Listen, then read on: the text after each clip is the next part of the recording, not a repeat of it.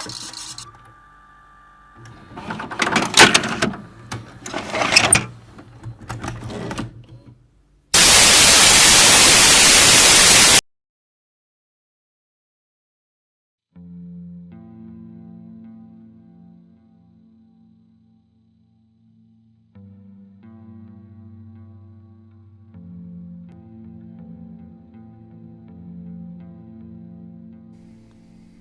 n'ai pas de nom, pas de visage, pas d'existence, pas de droit à la vie.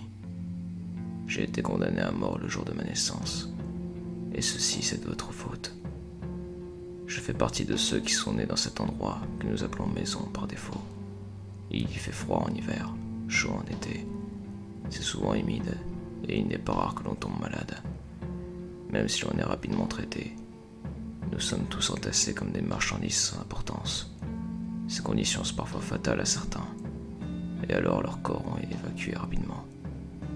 Ceux qui nous ont enfermés là ne se sont jamais posé la question de savoir si c'était agréable pour nous. L'important était juste que l'on reste, en vie et en bonne santé, si on peut appeler ça une vie.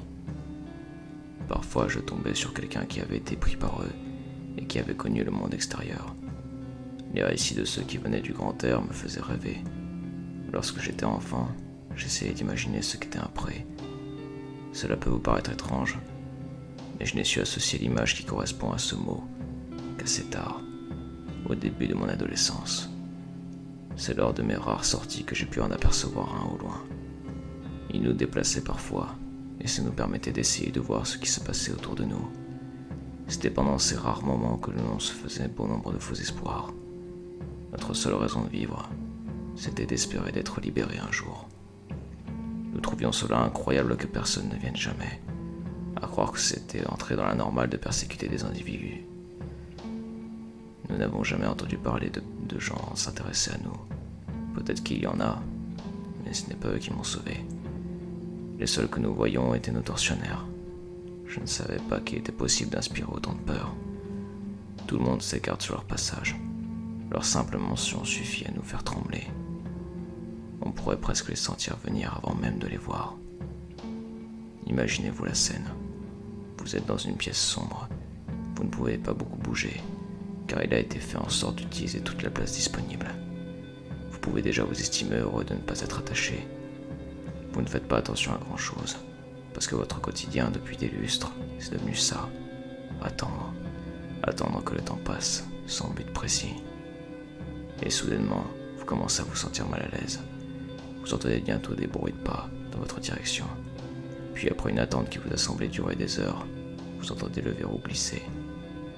Pendant un bref instant, votre peur est supplantée par le désir de voir quelqu'un faire le pas et sortir avant qu'il ne s'en rende compte. Mais ce vain espoir est rapidement balayé tandis qu'une lumière aveuglante s'abat sur vous et découpe la silhouette d'un homme dans le couloir qui nous sépare du reste de l'installation.